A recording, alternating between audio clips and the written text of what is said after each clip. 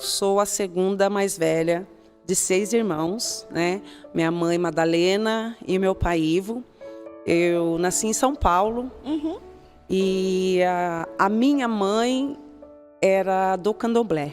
Quando ela estava no candomblé, ela fez um pacto com a pombagira, né?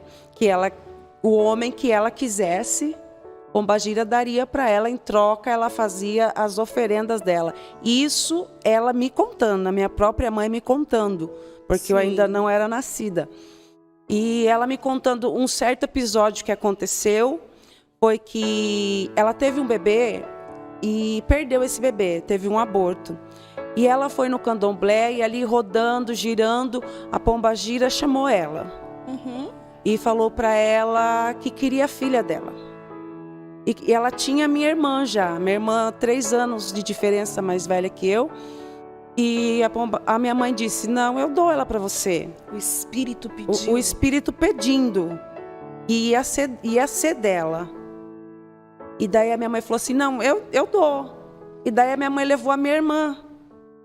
E nesse dado momento a pombagira disse assim, não é essa que eu quero, é a que você vai gerar. Nossa. E minha mãe disse que sem entender, porque ela tinha acabado de perder um bebê, né? E é dificultoso você ter outro bebê logo após perder um, né? E depois de uma semana depois, a minha mãe foi descobrir que estava grávida. E depois ela bateu o ultrassom e descobriu que era uma menina. E a pombagira disse para ela, é essa menina que eu quero. E ela deu. E quando eu nasci, a minha mãe foi e me ofereceu para ela, me entregou para ela. E eu fiquei, a minha adolescência, a minha infância inteira, eu só conhecia isso. Pombagira, Zé Pilintra, que eu ia com ela. Eu ia com ela tanto na direita quanto na esquerda. Sabe, ela me levava. Ela me levava, só que o engraçado é que toda vez que eu ia, eu passava mal. Eu passava mal, me dava ânsia de vômito, sabe? Eu ia em festa de Cosme e Damião, tudo que eu comia me fazia mal. Eu creio que já era a mão de Deus ali. E daí a minha mãe se separou do meu pai, né? Eu tinha 1 aninho quando ela se separou do meu pai. Ela veio embora para Serquilho, porque a família toda da minha mãe é de Serquilho. E aqui a minha mãe começou a trabalhar, foi morar com a minha avó.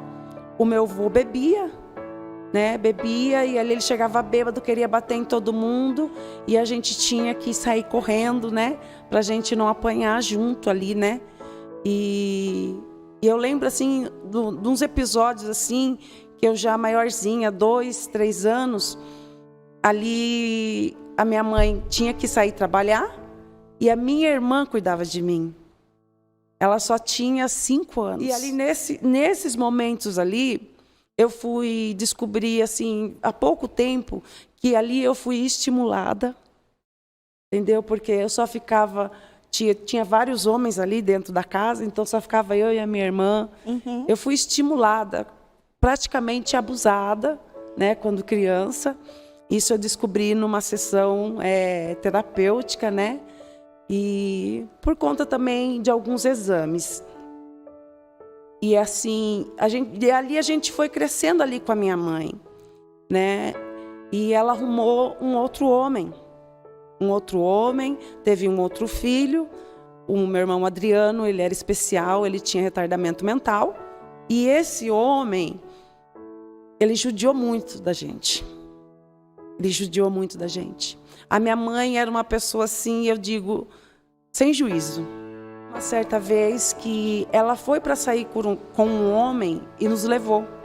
Eu e a minha irmã. E a gente já tinha esse meu irmão, que tinha um problema, um retardamento mental, só que ele era bebê.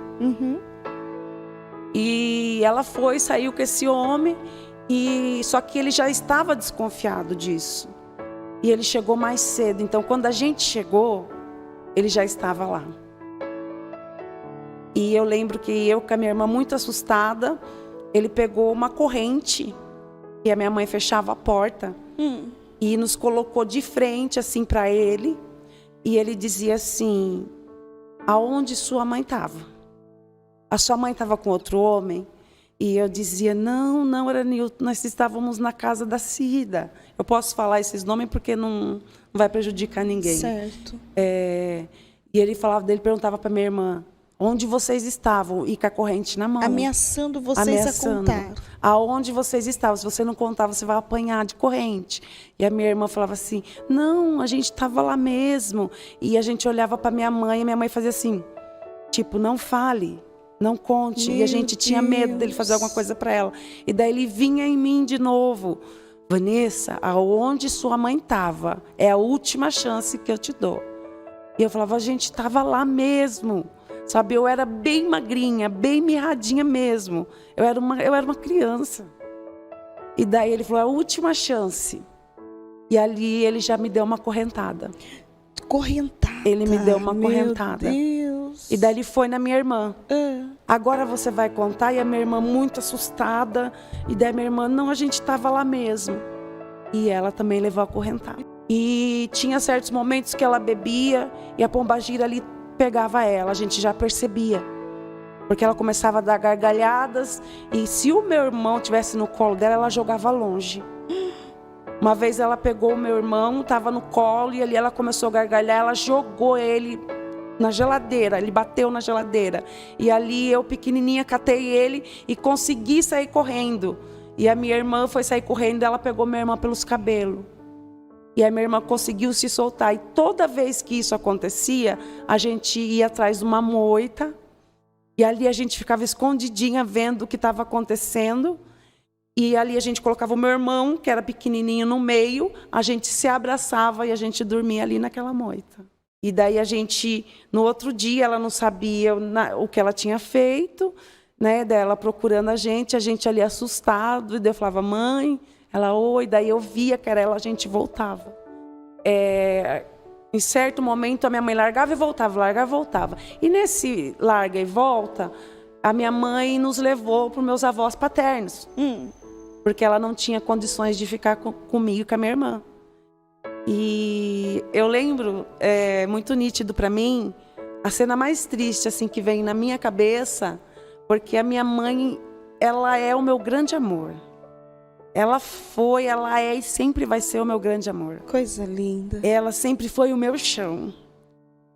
E eu lembro que ela assim conversou com meu avô, falou, não, vou ter que deixar elas aqui, porque eu não vou conseguir cuidar, porque eu tenho que trabalhar. E eu grudei na perna dela.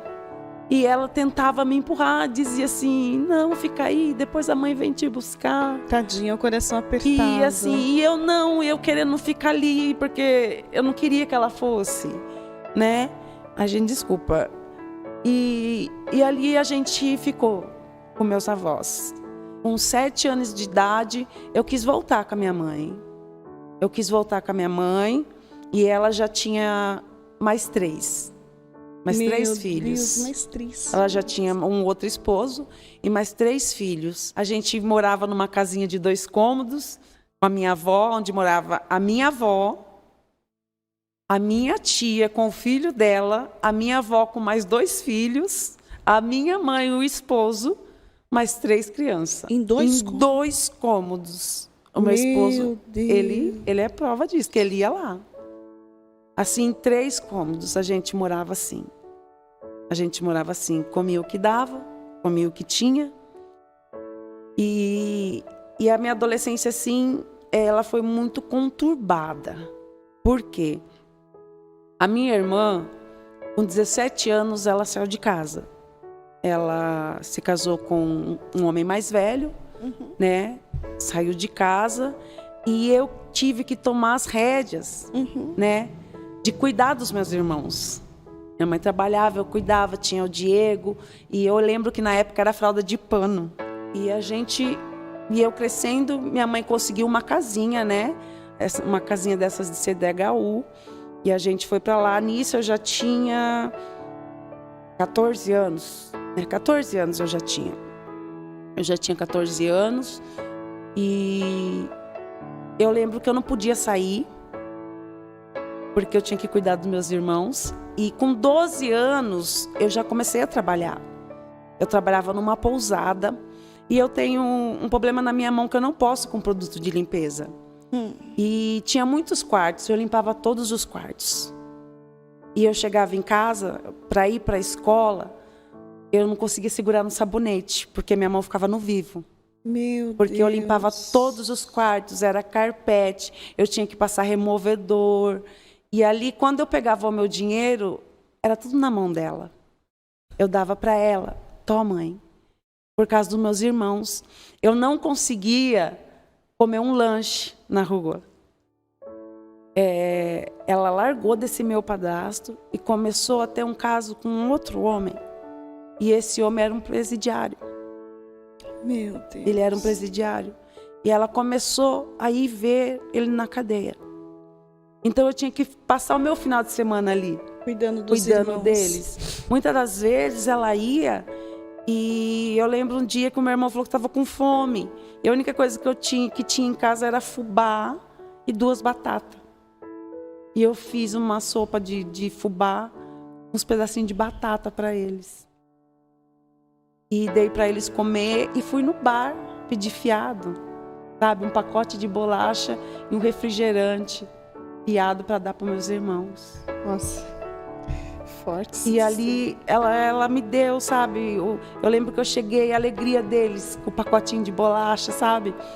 A felicidade deles com o refrigerante, principalmente esse que era deficiente. Era uma criança, ele era uma criança.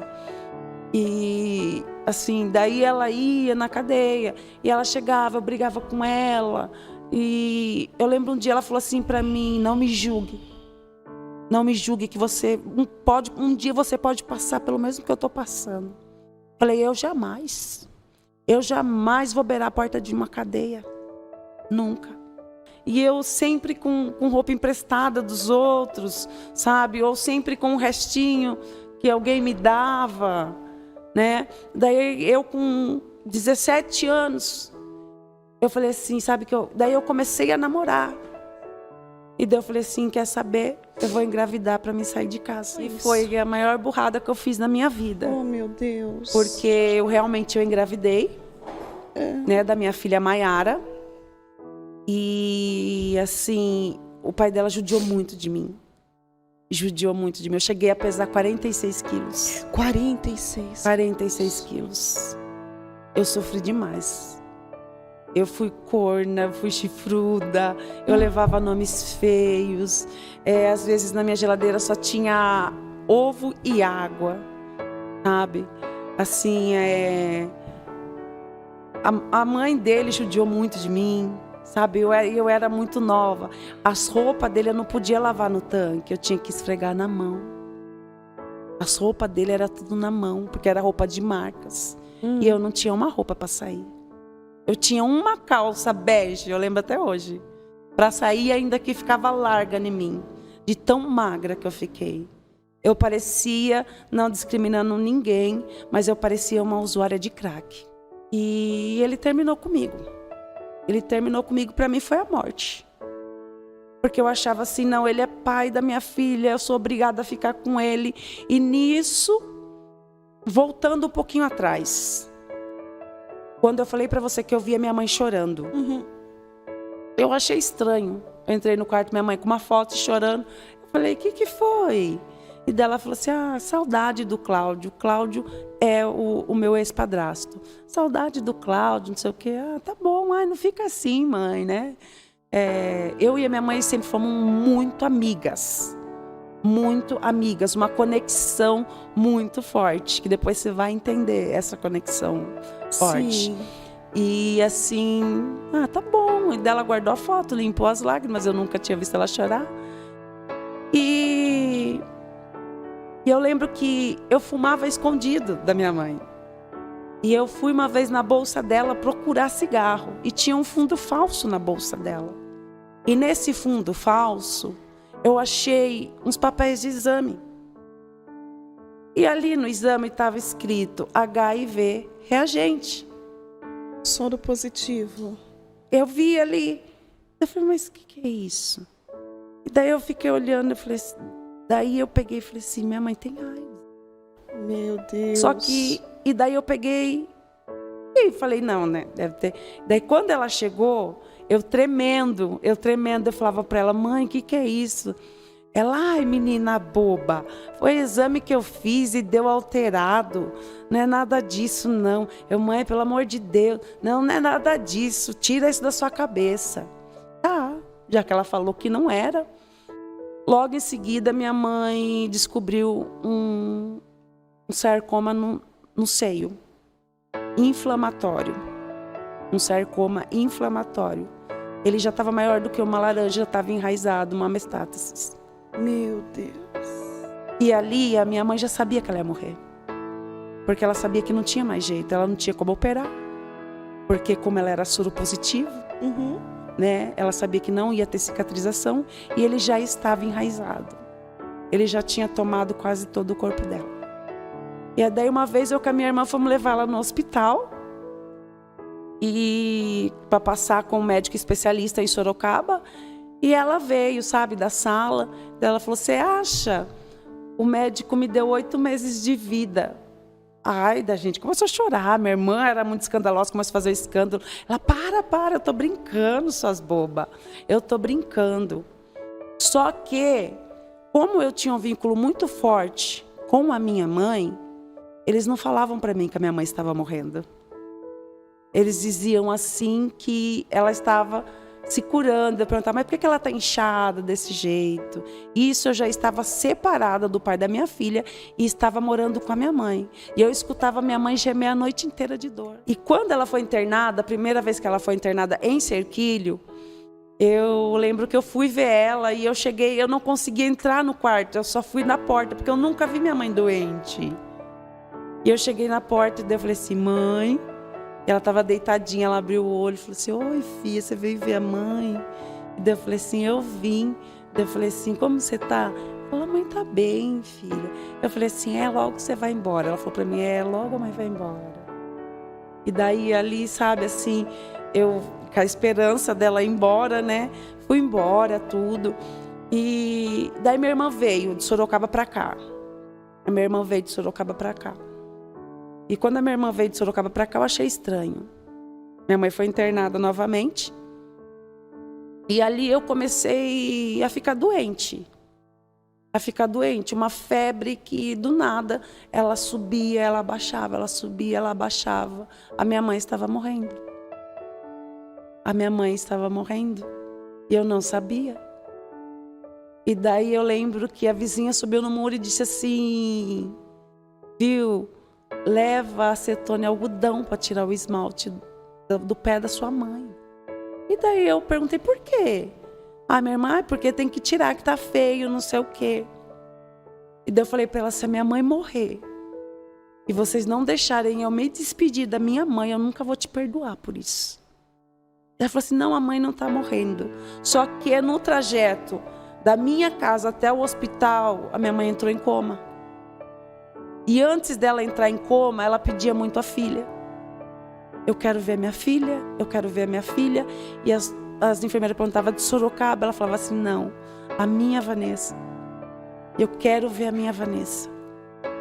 E eu cheguei no hospital. Essa parte é bem difícil para mim. E eu cheguei no hospital, e daí a assistente social já veio me receber. Ela falou assim para mim, fala bem pertinho do ouvido dela, e ela te escuta. E eu lembro que a hora que eu entrei, que eu vi aquela cena, minha mãe toda entubada, eu não conseguia dar um passo, mas eu fui até ela. E olha, a minha inocência, eu falei para a assistente social, viu, me dá uma máscara, porque eu tô com febre, e eu tô com medo de ter alguma coisa e passar para ela e ela piorar. Ela olhou para mim e me deu a máscara, e eu coloquei a máscara. E eu cheguei bem pertinho dela, eu falei assim, mãe. E ela não respondia, só. E eu, mãe, eu te amo, tá? Você vai sair dessa. Eu te amo para sempre. E nisso ela deu um suspiro muito forte. E eu lembro que, assim, eu sentia vontade de sair. E a hora que eu fui saindo, eu escutei pi. E eu olhei para trás. E tinha uma enfermeira na minha frente. E eu perguntei para ela, minha mãe morreu? E daí ela falou assim, infelizmente. Nossa, você só foi se despedir da A sua minha mãe. sensação foi que o hospital caiu inteiro nas minhas costas. Eu entrei em choque ali na hora. Eu entrei em choque, eu não sabia o que fazer, eu não tinha nenhuma reação. E eu fui subindo, a minha irmã, na hora que eu cheguei lá em cima, minha irmã perguntou, e a mãe? Eu falei, ela morreu. O meu chão, a minha vida foi embora. E assim, eu dizia assim, ela vai levantar, ela vai levantar, ela vai levantar. E eu chorei muito, sofri muito. E na hora que eu estava num cantinho lá, quietinha, e daí vieram e falaram para mim, Vanessa, venha ver, porque vão lacrar o caixão. E daí lacraram o caixão dela ali, e eu ainda meio assim, meia boba. E daí tem aquele momento no cemitério que eles param um pouquinho, abrem de novo. Foi ali que eu dei um beijo nela. E pensei, acabou. Acabou. Ali você acreditou que tinha Ali. acabado. Eu acreditei quando colocaram o caixão dela e foram fechando com os tijolinhos. Uma dor, né? E eu senti uma dor. Eu falei, eu não vou aguentar. Eu falava assim, que Deus é esse? Que levou minha mãe, a única coisa que eu tinha. Eu não acredito mesmo. Não acredito nesse Deus. Esses crentes que vêm falar de Deus para mim, eu não acredito. Odiava crente. Odiava cristão. Não demorou muito tempo. O meu irmão teve meus irmãos que quiseram vir embora comigo, tá? Vamos embora comigo? Vamos. Como que eu ia sustentar essas crianças? Sem trabalho. Sem trabalho. Eu fui traficar. Meu Deus. Eu aprendi a traficar. E eu era traficante. Eu subia comunidade de Tatuí, subia e descia com quilos e quilos de crack. Tá? E eu no segundo relacionamento. E ele junto comigo nessa. Ah, o marido também? Também, nós dois ali junto. Chegou um certo dia, 10 viaturas da DIG invadiu a minha casa. Eu grávida de 7 meses da minha segunda filha. Não tinha droga dentro da minha casa, não tinha. Nesse dia não tinha. Mas eles sabiam que a gente já traficava, então foi forjado. Certo. E ali eles me algemaram, falou até descobrir de quem é a droga, vai os dois. E daí ele assumiu, falou assim, não, pode soltar ela que a droga é minha. E ele foi preso. Ele foi preso e eu me vi ali grávida com o meu irmão e mais a minha filha, a Maiara. Eu tive problema de pressão alta na minha gravidez da Isadora. Eu fiquei 1 mês internada no Hospital Santa Lucinda, em Sorocaba, para ter ela, porque eu tive eclâmpsia. Deus, ele me deu um livramento muito grande ali, porque teve um dia que eu senti um negócio que veio, um quenturão assim, e encheu a minha boca, eu senti que escorreu no ouvido, e eu fui olhar no espelho, a hora que eu fui era sangue. Era sangue. Meu Deus. E daí eu chamei a enfermeira, e daí o médico veio e ele falou assim, você sabe o que é isso? Esse sangue não escorre por onde escorreu, tinha te dado um AVC. E ali a eclâmpsia, a minha filha parou de desenvolver. Com 7 meses, ela parou de desenvolver, mas ela nasceu de 42 semanas certinha. A minha pressão na mesa de parto chegou 24/18. Meu Senhor. A minha pressão, eu não sei como eu tive essa menina. Como conseguiu? Eu não sei. E fomos para casa, foi aí que invadiram segunda vez a minha casa. E eu falei assim, o quê? Eu vou dar no pé. Fui embora para Sorocaba. E o meu ex-marido preso. Eu deixava ela com a minha irmã e ia ver ele na cadeia. Quando eu me vi na fila, a primeira vez da cadeia, eu me lembrei do que ela me disse.